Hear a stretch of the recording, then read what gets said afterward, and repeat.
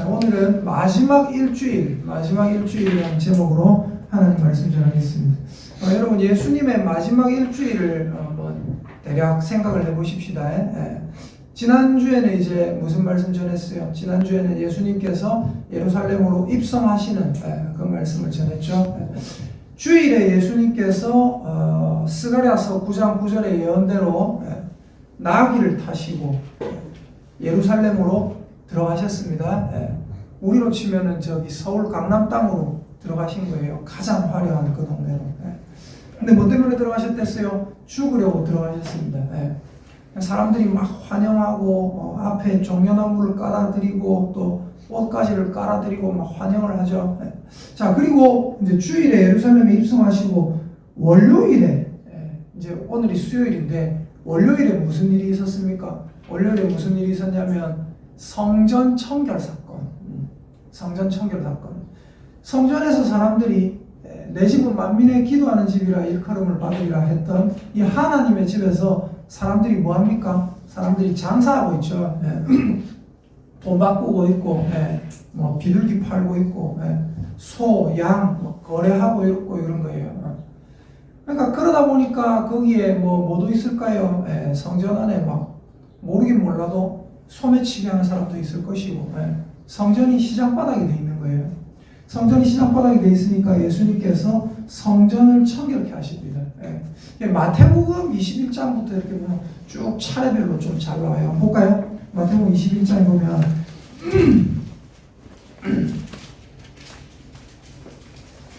자, 마태복음 21장에 1절부터 11절에 보니까 이게 뭐예요? 이게 예수님께서 예루살렘에 입성하신 장면이죠. 그리고 12절 보십시오. 12절부터 보니까 예수님께서 어디에 들어가셨어요? 예수께서 성전에 들어갔다. 성전 안에서 매매하는 모든 사람들을 쫓으시고 돈 받고 오는 사람들의 상과 비둘기 파는 사람들의 의자를 둘러 엎으십니다. 이게 뭐예요? 월요일에 일어났던 사건이다라고 우리가 생각하고 있습니다. 월요일에 성전을 청결하게 하십니다. 그리고 나서 어떤 일이 있냐면 월요일에 또 이런 일이 있어요. 18절 보세요. 18절. 이른 아침에 성으로 들어오실 때에 뭐 하셨다고요? 시장하셨다. 길가에서 무화과 나무를 보시고 그리로 가서 잎사귀 밖에 아무것도 찾지 못하셨다. 그러니까 이거를 같은 날에 있었다고 대략 봅니다. 어떻게 보냐면 뭐 하루 이틀. 지금 여러분이 아셔야 되는 건 뭐냐면 어떤 사건이 뭐 월요일에 있었냐 화요일에 있었냐 아니다 그 사건은 월요일에 있었다 아니다 그 사건은 뭐 수요일에 있었다 이거 하는 게 중요한 게 아니에요. 어떤 사람은 그거 갖고 이거 사실 이거 갖고 논란입니다. 예수님이 수요일에는 행적이 없다 이렇게 얘기하는 신학자들이 많아요. 수요일에 예수님께서 어떻게 하시는지 모른다 잘. 근데 제 생각에는 베다니 문둥이 시몬의 집에 수요일에 가셨던 것 같아요. 왜냐하면 이틀을 지나면 6월절이라고 그랬거든요. 그때부터 이틀을 지나면 6월절이 했거든요. 그러니까 수요일에 갔지 않겠나. 예수님 6월절에 못 박히셔 죽으셨다고 보고 있으니까. 근데 어떤 사람들은 또 목요일에 죽었다는 사람도 있고 가시각색입니다. 그게 그렇게 중요한 게 아니에요. 중요한 건 뭐냐? 여러분 우리가 예를 들어서 여러분에게 여러분의 인생이 일주일밖에 안 남았다. 그럼 어떻게 할까요? 여러분이 가장 남아있는 시간 동안 필요한 일을 하겠죠. 여러분이 가장 소중히 여기는 일을 하겠죠. 맞죠? 예를 들어서 가족하고 시간이 중요한 사람은 가족하고 시간을 보내려고 할 거고, 그죠? 그리고 뭐 자기 사업 정리하는 게 중요한 사람은 사업 정리하는 일을 할 거고. 예수님은 하셨던 행적들을 쫙 보니까 월요일에 아까 말씀드렸듯이 뭘 하셨어요? 성전 청결 사건을 일으키셨고 또 뭐 하셨어요? 무화과 나무를 보시고 무화과 나무에 가셨는데 무화과 나무가 뭐 하더라? 잎은 있는데 뭐 하더라? 열매가 없더라. 그래서 예수님께서 무화과 나무를 저주하시는 사건. 그래서 무화과 나무가 어떻게 됐어요? 어떤 성경에 보니까 마태복음에 이쪽에 보니까는 뭐라고 그러냐면 말씀을 딱 전하시니까 무화과나무를 저주하시니까 무화과나무가 곧 말랐다 돼 있거든요.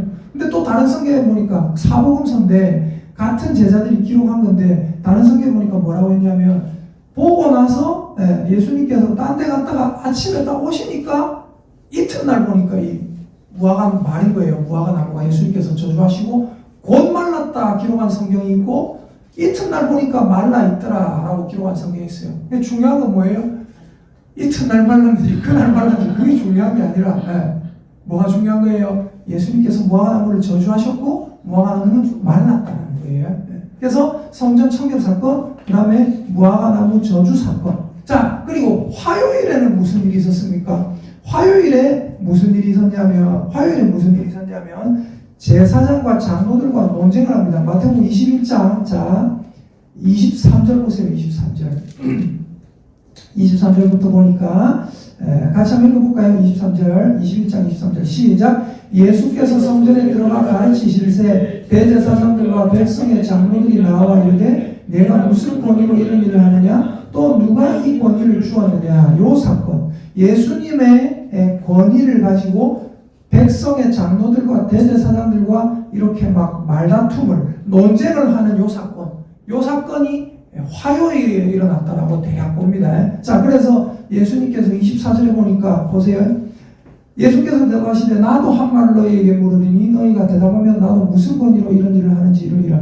요한의 세례가 어디로부터 왔느냐? 하늘로부터냐 사람으로부터냐? 예수님께서 질문하시니까 그 사람들이 막 의논하죠. 그들이 서로 의논하여 이르되 만일 하늘로부터라면 어찌하여 그를 믿지 아니하였느냐 할 것이요 만일 사람으로부터라면 모든 사람이 요한을 선지자로 여기니 백성이 무섭다 하여 27절에 예수께 대답하여 이르되 우리가 알지 못하노라 하니 예수님께서 말씀하시길 뭐라고 합니까? 나도 무슨 권위로 이런 일을 하는지 너희에게 말하지 않을 거다. 여러분 명백한 사건은 명백하게 인정해야 되는데 요한은 하나님이 보낸 하나님의 선지자라고 모든 백성이 인정하고 명백한 사건인데 뭐예요? 명백히 알면서도 어떻게 합니까? 무슨 권위로 요한이 세례가 하늘로선지 땅으로선지 모르겠다. 자기 자신을 속이는 거잖아요. 맞죠? 이런 사건이 화요일에 있었습니다. 화요일에. 자, 그리고 화요일에 어떤 사건이 있었냐면 마태복음 23장 볼까요? 마태복음 23장. 마태복음 23장에 보니까 또 어떤 일이 있냐면요. 마태복음 23장입니다. 37절부터 보세요. 37절부터.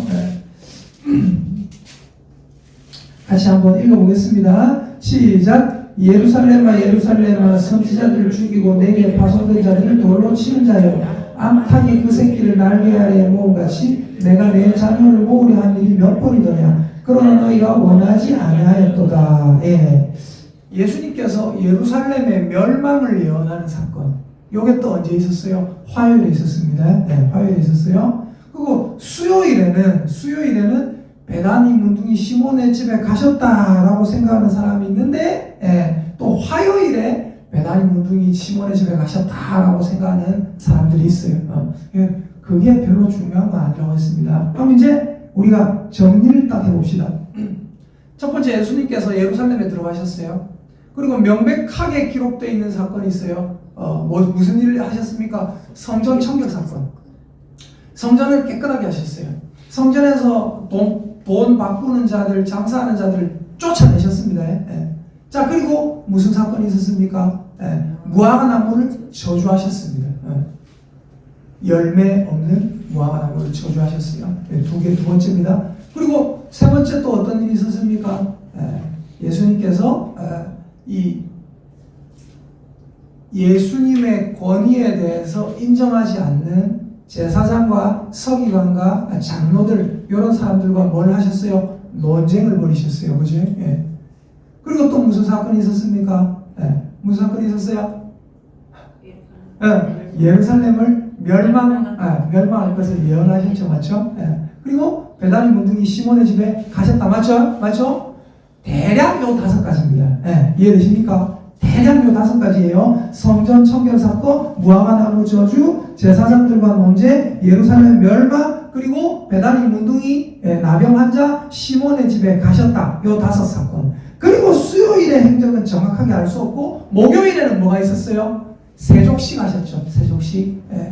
세족식 하셨어요. 제자들과 성만찬을 하셨습니다. 그리고 나서 어떻게 됐어요? 체포되셨어요.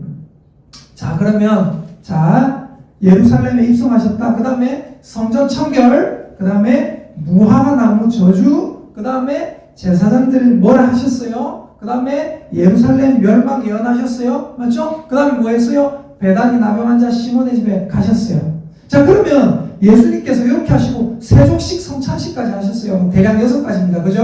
한번 물어볼게요. 그 모든 사건들이 아무 연관이 없는가? 아니면 굉장히 깊은 관련이 있는 사건인가? 그 6개의 사건들이. 여러분은 어떻게 생각하십니까? 여러분, 이거 되게 깊은 관련이 있는 사건입니다. 첫 번째 볼게요. 성전 청결 사건. 겉으로 봤을 때, 예수님께서 딱 봤을 때 뭐예요? 멋진 성전, 하나님을 예배하는 성전이 있는 거예요. 그죠? 성전 안에 들어왔어요. 그랬더니 뭐가 있어요? 예배하는 행위는 없고 뭐가 있어요? 장사하는 행위만 있더라. 우리 대한민국이 속담을 아주 그럴듯하게 잘 만들어내거든요. 이걸 보고 대한민국에서는 뭐라고 하느냐? 속빈 강정이다. 속빈 강정이다. 안고 없는 찐빵이다. 곰보빵, 곰갈빵. 네. 자, 두 번째 사건 볼게요. 무화과나무를 예수님께서 저주하셨어요. 예전에 제가 무화과나무를 저주하신 그 이유에 대해서 한번 말씀드린 적이 있어요. 왜요? 여기 보니까 마태복음에 보니까 잘 보세요. 마태복음 21장 18절 19절에 보니까 예수님께서 무화과나무를 저주하십니다. 잎사귀밖에 아무것도 얻지 못하셔서 저주하시고, 무화과나무가 마태복음 21장에 보니까 곧 말랐다고 되어 있어요. 근데 다른 성경에 보니까 이튿날 제자들이 마른 걸 보고 질문했다고 되어 있습니다. 아무튼 말랐습니다. 마른 걸 보시고 20절에 제자들이 예수님 무화과나무가 왜 말랐습니까? 하니까 예수님이 하시는 말씀이 진실로 너희에게 이르노니 만일 너희가 믿음이 있고 의심하지 않으면 이 무화과나무에게 된 이런 일만 할 뿐 아니라 이 산더러 들려 바다에 던져지라 하여도 될 것이고 너희가 기도할 때 무엇이든지 믿고 기도하는 것은 구하는 것은 다 받으리라. 예수님께서 제자들에게 이 무화과나무를 안 저주하셔도 되거든요. 근데 저주하시니까 말랐다. 제자들이 예수님이 말한 대로 된 걸 봤단 말입니다. 왜 말랐나니까 하니까 예수님이 뭐라 하세요? 너희도 믿고 구하는 것은 다 된다. 이 산더러 들려 바다에 던지라 해도 된다. 즉, 이 무화과나무를 통해서 제자들에게 믿음이 얼마나 효과적인지, 믿음이 얼마나 실제적인 것인지를 보여주시기 위해서 이 무화과나무를 저주한 거라고 제가 예전에 말씀을 드렸습니다. 그죠? 또 다른 이유가 하나 더 있어요. 이게 예수님의 일주일의 사건을, 일주일 동안 일어났던 예수님의 행적들을 쫙 보면, 제가 다시 말씀드리지만 전부 일맥상통합니다. 첫 번째, 성전 청결. 아까 뭐라고 했어요? 성전은 있는데 뭐하다고요? 속빈 강정이다. 예배는 없다. 이 무화과나무 똑같은 거예요. 무화과나무가 뭐예요? 그때가 뭐예요? 무화과의 철이 아닌 거예요. 무화과의 때가 아닌데 이 베다니라는 곳이라고 생각을 하는데, 여기 가면은 무화과나무가 되게 많아요. 무화과나무가 되게 많은데 그 많은 무화과 중에 잎사귀가 풍성한 무화과나무를 하나 본 거예요. 무화과나무가 많이 있는데 어떤 무화과나무를 보시니까 저 나무에는 뭔가가 있을 것 같아 해서 가신 거예요. 그러면 사람들이 이런 생각을 해요. 또 뭔 생각을 하냐면, 예수님께서 멀리서 보시고, 전지전능한 예수님께서 멀리서 보시고 그 무화과 나무에 열매가 있는지 없는지도 몰랐단 말이야. 이럴 수 있거든요. 여러분, 중요한 건 뭐냐면 예수님이 전지전능하신 분이 맞아요. 그죠? 요거는 논외의 얘기입니다. 근데 들어보세요. 헷갈리는 분이 있기 때문에, 예수님이 전지전능하신 분이라서 멀리서 저 나무에 열매가 있다 없다 알 수 있어요. 그러나 예수님은 그런 쓸데없는 일에 자기 능력을 쓰지 않습니다. 이해되십니까? 너희에게는 머리털까지도 다 세신바 되었다 했잖아요. 그 어떤 사람은 뭐라고 하냐면, 먼지 한 올의 움직임까지 하나님께서 다 주관하고 있대요. 먼지 한 올의 움직임까지. 우리 하나님 그럴 수 있는 분입니까? 없는 분입니까? 그럴 수 있는 분이에요. 그러나 그럴 필요가 없어요. 먼지 한 올의 움직임은 이 세상의 바람, 이 세상의 중력, 이런 거에 그냥 맡겨놓으신 거예요. 이해되십니까? 그러니까 중요한 건 뭐냐면 제가 예를 들어서 우리 집에 가면 책이 몇 권 있잖아요. 예를 들어서 우리 아들이 보는 초한지라는 책이 있어요. 그 초한지라는 책 1권에 58쪽에 제일 오른쪽 밑에 나오는 사람이 어떤 사람인가? 그 사람의 머리카락 수가 몇 개로 만화로 그려져 있는가? 제가 알려고 하면 알 수 있습니까? 없습니까? 충분히 알 수 있죠. 집에 가서 펴보면 되잖아요. 근데 제가 굳이 그거 알아야 되겠어요? 몰라도 되거든요. 이해되십니까? 예수님도 여기 있는 먼지 하나하나 이런 거에 관심 없어요. 이해되십니까? 자, 즉 예수님께서는 이 무화과 나무에 열매가 있는가 없는가 그런 데 능력을 쓰지 않으세요. 이해되십니까? 그냥 멀리서 보시고 인간의 눈으로 보시고 갔는데 없어요. 잎사귀가 창창한데 없어요. 예수님께서 이걸 보시고 뭐가 딱 떠오를까요? 비어있는 성전이 떠오르는 거예요. 비어있는 성전. 잎사귀는 창창한데 열매가 없는 성전. 그래서 예수님께서 어떻게 하십니까? 화가 나십니다. 야단치시죠. 무화과나무는 곧 말라버립니다. 그리고 그것을 통해서 제자들에게 시청각 교육을 하십니다. 자, 그리고 어떤 일이 있었다고 했습니까? 제자들이 아니라 제사장들과 장로들과 함께 논쟁하죠. 예수님께서 이 땅에 사시면서 제일 싫어하셨던 사람, 이건 제가 몇 번 설교했고 몇 번이나 강조했던 거. 누굽니까? 바리새인과 제사장들, 백성의 서기관들, 지도자들. 왜 싫어하셨습니까? 그들은 겉으로는 화려합니다. 겉으로는 멋있는 옷 입고 자기들이 율법을 제일 잘 지킨다고 말하고 하나님께 제일 진실하다고 말하는 사람들이에요. 근데 우리가 좀 전에 봤듯이 요한의 세례가 하늘로 쏘냐 땅으로 쏘냐 명백한 진리에 대해서도 뭐합니까? 자기들의 유익에 예수님께서 혹시 질문하시고 곤란하게 될까 싶어서 요한의 세례가 하늘로 쏜지 땅으로 쏜지 알지 못하겠다. 양심을 속이고 있거든요. 그래서 예수님께서 이 제사장과 서기관과 장로들에게 하셨던 말씀이 있어요. 제가 자주 말씀드렸던 거. 뭐라고 했어요? 너희는 무덤이다. 무덤인데 무슨 무덤이라고요? 회 칠한 무덤이다. 겉으로 봐서는 회를 칠해가지고 깔끔해 보이는, 멋있어 보이는 무덤. 그러나 그 무덤을 파보면 어떻게 돼 있어요? 속에 온갖 더러운 시체가 들어있고 썩어 문드러져 있고 더러운 벌레들이 구더기가 들끓는 그런 무덤. 예수님께서 바리새인과 서기관과 제사장들에게 너희들이 바로 그 회칠한 무덤이다. 예수님께서 장로들과 논쟁하신 사건도 뭐예요? 너희는 속빈 강정이다. 정리해봅시다. 예수님께서 예루살렘에 들어가셨어요. 그죠? 성전을 청결하게 하십니다. 속빈 강정인 성전을. 무화과 나무를 저주하십니다. 속빈 강정인 무화과 나무를.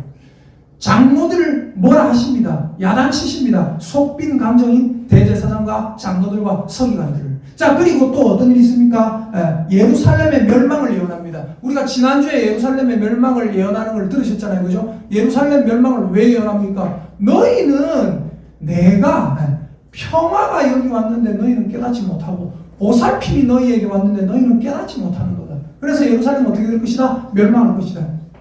예루살렘 너희는 예루살렘 안에 있는 사람들은 무슨 생각이 있을까요? 여기는 성전이 있는 곳이다. 하나님의 약속이 있는 곳이다. 우리는 하나님의 택한 선민이다라는 아주 무언의식이 꽉 차 있습니다.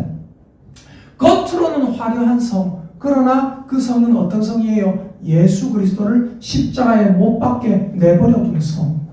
다시 말해서 예루살렘은 뭡니까? 하나님께 예배드리라고 만들어진 성전이 있는 곳인데 뭐였다고요? 속빈 강정이었다. 그래서 예수님께서 뭐라 하십니까? 예루살렘의 멸망을 예언하시는 겁니다. 자, 그리고 계속해서 보니까 베다니 나병 환자 시몬의 집에 가시잖아요. 마태복음 26장 6에서 13절 보세요. 여기에 이 여자의 행적이 기록되어 있습니다. 마태복음 26장 6에서 13절을 보니까 마태복음 26장 6에서 13절입니다. 요게 대략 화요일에 있다는 사람도 있고 수요일에 있다는 사람도 있고 자, 저는 수요일에 있다고 생각합니다. 자, 26장 그리고 가장 많은 학자들이 말하는 것은 수요일은 예수님이 뭐 했는지 모르겠다 이거예요, 사실은. 근데 저는 수요일에 있다고 생각합니다. 26장 6에서 13절에 대충 보시면 6절 예수께서 배단이 나병 환자 시몬의 집에 계실 때에 한 여자가 매우 귀한 향유 한 옥합을 가지고 나와서 식사하시는 예수의 머리에 부으니, 한 여자가 예수님의 장례를 위하여 뭐합니까? 예수님의 머리에 향유 한 옥합을 갖다 붓습니다. 근데 8절에 제자들이 보고 분개하여 이르되 무슨 의도로 이것을 허비하느냐. 근데 여러분 아시죠? 요 제자, 여기 제자들이라고 하지만 요 제자가 누굽니까? 가룟 유다죠. 가룟 유다. 성경에 나와 있죠. 그는 도둑이라 돈꾀를 막고 회개를 막고 거기에 넣는 것을 훔쳐가미로라 라고 성경에 기록되어 있습니다. 자, 그리고 요 뒤에 보니까 요 6에서 13절에 배단이 나병 환자 시몬의 집에서 한 여자가 예수님께 향유 옥합을 붓는 사건, 바로 뒤에 무슨 사건이 나옵니까? 14절에 보니까 무슨 사건이 나와요? 그때에 12 중에 하나인 가룟 유다라 하는 자가 대제사장들에게 가서 말하되 내가 예수를 너에게 넘겨주니 얼마나 주려느냐 하니 그들이 30을 달아주거늘 그가 그때부터 예수를 넘겨줄 기회를 찾더라. 이 여자의 사건과 대조적으로 이 가룟 유다가 기록이 되어 있는 거예요. 이 여자는 어떤 여자였습니까? 사람들이 볼 때는 손가락질 당하는 여자. 성경 보니까 뭐라고 했냐면 예수님께 붙는 걸 보고 뭔 생각을 해요? 붙는 걸 보고 어떤 사람들은 아이고 저가 누군지 이분이 아는 거 모르는가 보자 이러고 있거든요. 근데 중요한 건 뭐예요? 중요한 건 이 사람은 예수님께 진심을 다했다. 예수님께 진심이었다. 근데 가룟 유다는 어때요? 예수님의 제자로 붙어 있어요. 예수님의 최측근으로 바로 옆에 붙어 있단 말입니다. 즉 뭐예요? 겉모습은 화려해요. 즉 뭐예요? 겉모습으로는 예루살렘이란 말입니다. 겉모습으로는 잎이 창창한 무화과 나무란 얘기예요. 겉모습으로는 대제사장과 장로들과 서기관, 화려한 예수님의 최측근이란 말입니다. 근데 이 가룟 유다가 어떻게 했어요? 가서 요 대제사장들에게 가서 뭐라고요? 예수를 넘겨주려니 얼마나 줄 거냐? 은 30을 달아주더라. 그때부터 예수를 넘겨줄 기회를 찾더라. 요게 화요일, 수요일 상간 어느 시점이다라고 보고 있습니다. 그리고 예수님께서 수요일에는 무슨 행위를 했는지 모른다고 하고 저는 배단이 시몬의 집에 갔다고 생각하는데 목요일에 무슨 일이 있었습니까? 세족식을 했죠. 세족식을 할 때 예수님께서 몇 마디 말씀을 하시는데 여러분 요한복음 13장에 나와 있는 세족식 하면서 예수님께서 하셨던 말씀 여러분 기억하실 겁니다. 아마 요한복음 13장 찾아봅시다. 요한복음 13장 제가 말씀을 전했기 때문에 여러분 아실 겁니다. 요한복음 13장 10절을 보십시오. 10절 11절 요한복음 13장 10절 11절입니다. 함께 읽겠습니다. 시작. 예수께서 이르시되 이미 목욕한 자는 발밖에 씻을 필요가 없느니라 온몸이 깨끗하니라 너희가 깨끗하나 다는 아니니라 하시니 이는 자기를 팔 자가 누구인지 아심이라 그러므로 다는 깨끗하지 아니하다 하시니라. 아멘. 요 세족식 사건에서 예수님께서 지금 말씀하고 계시는 거 예수님께서 지금 지적하고 계시는 게 뭡니까? 가룟 유다의 죄입니다. 성경에 보니까 뭐라고 했어요? 예수께서 자기의 사람들을 사랑하시되 끝까지 사랑하시니라 그랬고 예수님께서 가룟 유다에게 죄를 지적하시거든요. 주여 내니까 내가 예수님 파는 자입니까? 내가 예수님 파는 자입니까? 예수님께서 제자들이 있는 자리에서 너희들 중 하나가 나를 팔 거다. 예수님 냅니까? 냅니까? 냅니까? 다 물어볼 때 가룟 유다도 물어봅니다. 예수님 냅니까? 예수님 하신 말씀이 네가 말했다. 네가 네 입으로 말하네. 네 맞다. 내가 한 조각을 찍어다가 주는 자가 그이니라. 한 조각을 찍어다가 주십니다. 가룟 유다 어떻게 해요? 그 조각을 받고 나가버리죠. 예수님께서는 지금 뭐 하시는 겁니까? 속빈 강전으로 예수님 옆에 붙어있는 가룟 유다의 죄를 지적하시는 겁니다. 너희가 다 깨끗하다. 그러나 다는 아니니라. 너희들 중에 나를 배신할 자가 있다. 사실은 거기 있는 모든 제자들이 어떻게 했어요? 예수님을 모른다고 부인했죠. 그러나 그 제자들은 어땠어요? 그 제자들 마음속에는 예수님을 사랑하는 마음이 있었습니다.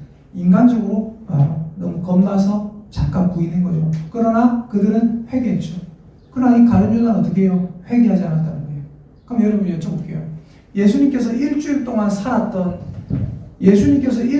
하셨던 요 행적들에 공통점이 있습니까? 없습니까? 있습니다. 다 똑같은 겁니다. 예수님께서 일주일 동안 뭐 하신 거예요? 속빈 감정들아, 나 이제 십자가에 못 박혀 죽는다. 너희들 회개해라.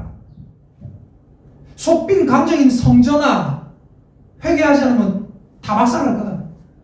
속빈 감정 같은 무화과나무야. 무화과나무를 뭐라 하는 게 아니라 무화과나무를 통해서 속빈 감정과 같은 예루살렘에 거하는 수많은 사람들 얘기하시는 거예요. 너희들 이렇게 되면 죽는다. 회개해라. 예수님께서 또 뭐 얘기하십니까? 대제사장과 장로들에게 또 만나가지고 그 사람들 안 만나셔도 돼요. 그것들 왜 만나십니까? 예수님은 그 대제사장과 서기관과 장로들도 회개하기를 원하셨다. 안 만나도 된단 말이에요. 예루살렘의 멸망을 예언하셨다. 왜 예언하셨어요? 너희들 멀쩡한 것 같이 너희들 다 죽는다. 너희들 다 끝장난다. 망한다. 회개해라. 회개해라. 세족식 때도 말씀하시죠. 뭐라고 말씀하세요? 속빈 강정 같은 자가 여기에 있다. 너희가 깨끗하나 다는 아니다. 그 속빈 강정은 회개해라. 회개해라. 회개해라. 끝까지 회개를 얘기하시는 거예요. 끝까지 뭐를 경계하셨어요? 쭉정이를 경계하신 거예요. 세례요한이 이 땅에 와서 제일 많이 얘기했던 게 뭡니까? 회개하라, 천국이 가까웠느니. 요한이 많은 바리새인과 서기관들이 세례 베푸는데 오는 것을 보고 이르되 독사의 자식들아, 누가 너희를 가르쳐 임박한 진노를 피하라더니. 그러므로 회개에 합당한 열매를 맺고 속으로 아브라함이 우리 조상이라고 생각하지 말라. 내가 너희에게 이르노니 하나님이 능히 이 돌들로도 아브라함의 자손이 되게 하시니라. 내 뒤에 오시는 이가 계시는데 그는 나보다 능력이 많으시니 나는 그의 신들매를 풀기도 감당하지 못하겠노라. 나는 물로 세례를 주거니와 그는 성령과 불로 너희에게 세례를 주실 것이요 손에 키를 들고 자기의 타작마당을 정하게 하사 알곡은 모아서 곡간에 드리고 쭉정이는 꺼지지 않는 불에 태우시리라. 예수님이 이 땅에 오셔서 하신 일이 뭐예요? 예수님이 이 땅에 오셔서 하시는 일이 뭐냐면, 다시 오시는 예수님이 또 하실 일이 뭐냐면, 따라합시다. 알곡은 모아 곡간에 드리고 쭉정이는 꺼지지 않는 불에 태우시리라. 아멘입니까? 예수님께서 지금 하시고 있는 작업이 뭐예요? 쭉정이 골라내고 있는 거예요. 일주일 동안 예수님 뭐 생각하셨어요? 어떻게 하면 한 명 더 복음 전할까 하면서 안 다니셨다는 거예요. 어떻게 하면 한 사람 더 보실까? 그게 아니라 뭐예요? 쭉정이가 되지 마라. 알곡들을 다시 살피고 있는 거예요. 너희들 중에 쭉정이가 있느냐? 속이 비었느냐? 이러면 안 된다. 다 지옥으로 들어간다. 다 불타는 데 들어간다 하면서 자기의 사람들, 거기 있는 사람들, 그리고 자기가 예수님 믿는다고, 자기가 하나님 믿는다고 생각하고 있지만 속이 비어있는 강정 같은 자들에게 일주일 동안 계속해서 뭐하고 계시는 겁니까? 회개하라, 회개하라, 회개하라. 회개를 촉구하고 계시는 겁니다. 예루살렘의 여자들이 예수님 십자가에 못 박혀서 예수님 십자가를 이렇게 들고 가시는데, 못 박히기 전에 십자가를 들고 가시는데 여자들이 막 울어요. 막 울어요. 예수님 뭘 하십니까? 예루살렘 여자들아, 나를 위하여 오지 말고 너희와 너희 자녀들을 위하여 오라. 속빈 감정으로 그대로 있으면 너희들 다 죽는다. 예수님은 이 일주일 동안, 이 짧은 시간 동안 계속해서 우리에게 속빈 감정이 되지 말라라고 말씀하고 계시는 겁니다. 결론입니다. 예수님이 가장 싫어하신 부류의 사람들 누군지 우리는 압니다. 바리새인들, 빈 껍데기, 회칠한 무덤. 바리새인들을 예수님이 얼마나 싫어하셨는지 우리는 잘 알 수 있어요. 예수님은 빈 껍데기 쭉정이를 싫어하고 경계하셨어요. 얼마나 그렇게 하셨냐면, 자기 제자들이 혹시나 빈 껍데기, 쭉정이가 될까봐 마지막 죽음을 앞두고도 며칠의 황금 같은 시간을 쭉정이 껍데기를 경계하는 데 다 사용하셨습니다. 따라합시다. 절대로 껍데기가 되지 맙시다. 절대로 껍데기가 되지 맙시다. 알곡이 됩시다. 알곡이 됩시다. 그리고 여러분 그 알곡은 어떻게 돼야 됩니까? 그 알곡은 뭐로서 증명됩니까? 그 알곡은 따라합시다. 예수님을 위하여 예수님을 위하여 죽음으로써 죽음으로써 증명됩니다. 증명됩니다. 제가 여러분한테 당장 가 죽으라는 게 아니에요. 당장 가고 십자가에 못 박혀라 그게 아니라 예수님을 위하여 죽는다는 말은 무슨 말입니까? 이게 참 말이요 되게 다른 것 같은데 똑같아요. 잘 보세요. 나는 당신을 위하여 죽을 거야. 이거 무슨 말하고 똑같습니까? 나는 당신을 위하여 살 거야. 이해되십니까? 당신을 위하여 죽을 거야 라는 말은 무슨 말이에요? 당신을 위하여 살 거란 얘기예요. 여러분 예수님을 위하여 죽으십시오. 제가 여러분한테 당장 가 죽으라는 얘기 아니에요. 무슨 말이에요? 여러분 예수님을 위하여 사는 저와 여러분 되시기를 예수님의 이름으로 축복합니다. 아멘. 나의 이때까지의 시간이 예수님을 위하여 살았는지 한번 생각해 보세요. 나의 이때까지의 인생이 교회는 왔다 갔다 했는데 예수님을 위하여 살지 않았다. 예수님을 크게 사랑하고 살지 않았다. 나의 다른 목적을 가지고 살았다. 그건 뭐예요? 나의 다른 목적을 가지고 교회 신앙생활했다. 그럼 그게 뭐예요? 그게 바로 축전입니다. 예수님을 사랑하는 마음으로 신앙생활해야 돼요. 예수님을 사랑하는 마음으로 회개해야 되고 예수님을 사랑하는 마음으로 봉사하고 예수님을 사랑하는 마음으로 때로 내 물질도 드리고 예수님을 사랑하는 마음으로 기도하고 찬양도 예수님을 사랑하는 마음으로 하는 겁니다. 그게 없으면 전부 다 뭐가 되는 겁니까? 죽정이 껍데기 되는 겁니다. 껍데기는 어때요? 죄송하지만 이 자리에 껍데기가 없다고 제가 확실히 믿으니까 드리는 말씀이지만 껍데기는 전부 다 모아져 가지고 꺼지지 않는 불에 탑니다. 여러분 저와 여러분의 마음에 예수님을 향한 뜨거운 사랑이 꽉 차 있기를 예수님의 이름으로 축복합니다. 네. 예수님께서 일주일 동안 하셨던 게 뭔지 지금 들었죠? 듣고 끝이 아니라 집에 가서 한번 읽으면서 묵상해 보세요. 이 말이 맞는지 틀린지. 예수님은 끝까지 강조하셨습니다. 죽정이가 되지 마라. 죽정이가 되지 마라. 알곡이 되어라. 알곡이 되어라. 여러분 한 알의 밀알 알곡이 되어서 저와 여러분 예수님을 위해서 사는 저와 여러분 되시기를 속이 꽉 찬 영혼이 되시기를 예수님의 이름으로 축복합니다. 아멘. 아멘. 우리 시간 같이 한번 찬양하고요. 함께 기도할게요. 아까 우리 151장을 찬양했는데 여러분 저는 이런 것도 생각을 하거든요. 예를 들어서 151장 만왕의 왕 내 주께서 있잖아요. 고난주간에는 보통 뭐 부릅니까? 아주 잔잔하고 막 느린 곡만 부르고 슬퍼하는 것처럼 그게 중요한 게 아니에요. 진짜 예수님을 사랑하는 거야. 왜 저는 빠른 곡 부르나?